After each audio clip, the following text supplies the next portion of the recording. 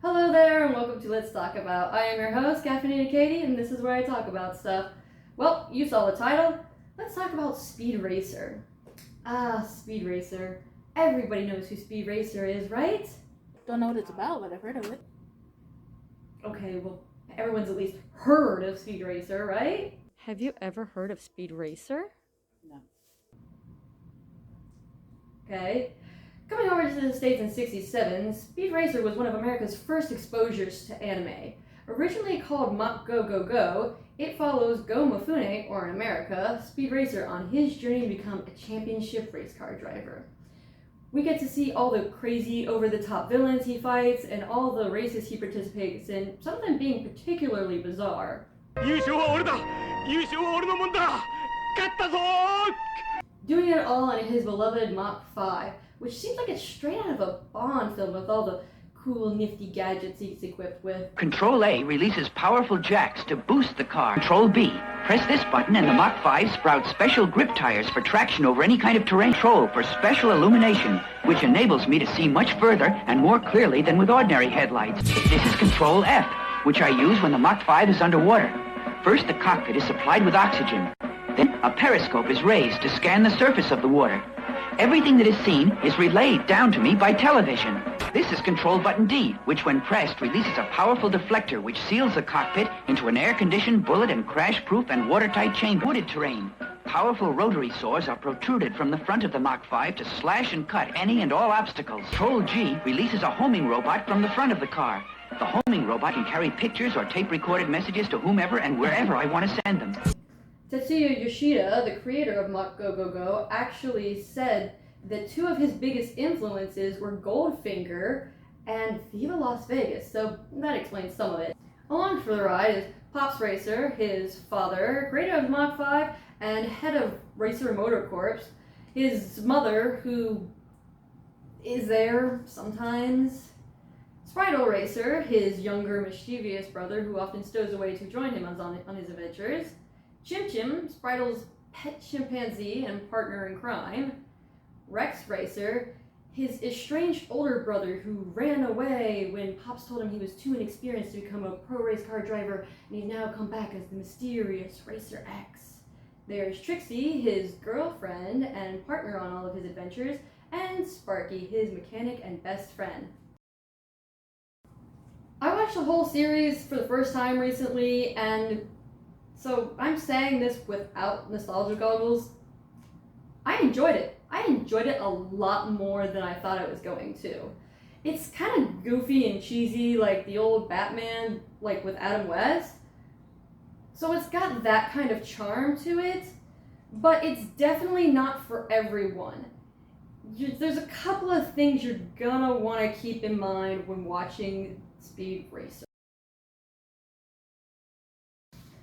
First and foremost, it doesn't have a lot of character development or story arcs.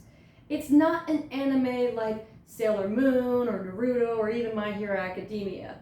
It's very self-contained with every episode. And I don't mean that in a necessarily bad way, it's just very basic. It's like Chi's Sweet Home or Shin-Chan.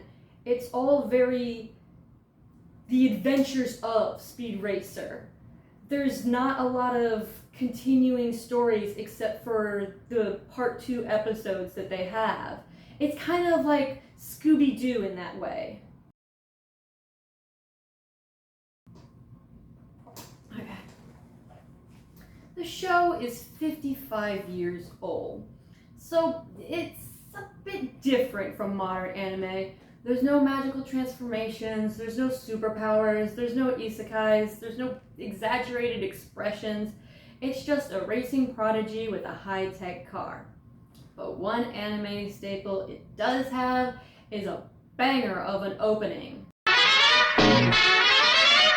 Here comes Speed Racer, he's a demon on wheels. Although the very beginning does sound like the musical embodiment of an anxiety attack,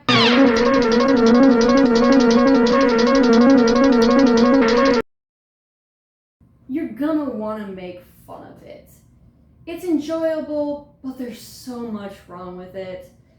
It gets the so bad it's good stamp because it's riddled with plot holes. The animation will just suddenly get sloppy for no reason. They recycle animation constantly. Speed's personality will range anywhere from douchebag. And it's a perfect day for a drive. Aw, Trixie, please stop talking. I'm trying to figure something out. Oh! To unhinged. If you do, cut it out. I'm not scared. Sparky! Sparky was only trying to think of what might be best for you. To possible psychopath.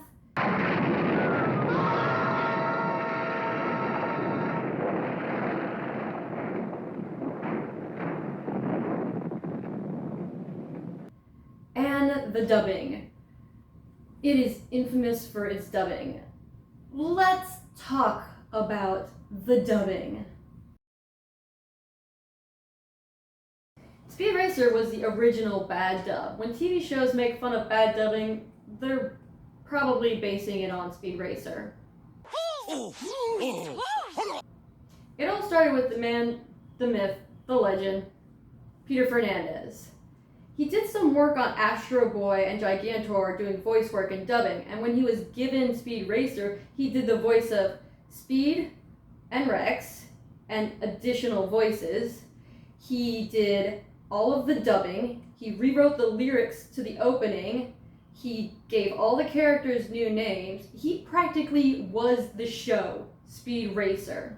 The rapid-fire delivery of the dialogue and all of Speed's ohs and ahs had to be written in a way so that the mouth flaps would match up. Papa! My daughter, I'm asking is that you wait a few more years until you've gained experience. All right, if you feel that way, then stay away.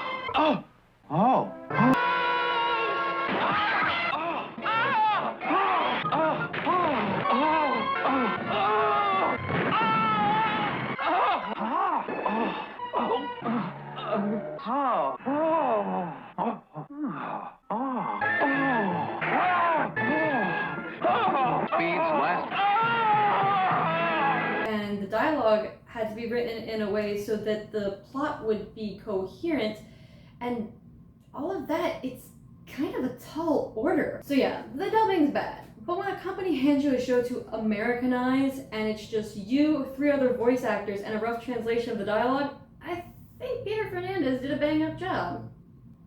Now, some people may claim that it's not anime. Well, you're wrong, and I'll tell you why. The word anime has morphed to mean more of an art style now. That's why Avatar: The Last Airbender is considered American anime. I feel like anime, like all art, changes style over time, but it doesn't mean that something like Speed Racer is more or less anime. You have to, on the very least, respect what Speed Racer was. If Astro Boy introduced anime to America, Speed Racer made it a success. Maybe not as many people remember him today, but he was a beloved part of many people's childhood. I even had a lady who was in her 50s or 60s tell me that she named her bicycle the Mach 5. In the end, Speed Racer is kind of goofy, kind of weird, kind of bad, kind of wholesome, but you just might enjoy it if you try it. It's on Amazon Prime, Funimation, and Blu-ray. If you like this video, like, comment, subscribe, and as always, go Speed Racer, go.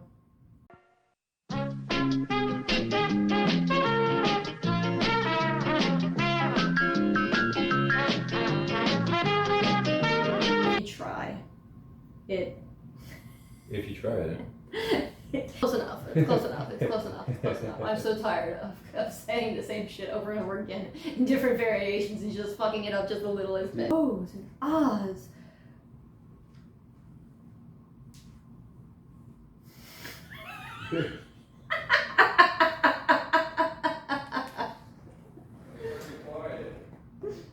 Now you'll have enough money to enter the multi-peak race. Isn't that wonderful? Oh, Speed, we're all so proud of you for what you've done.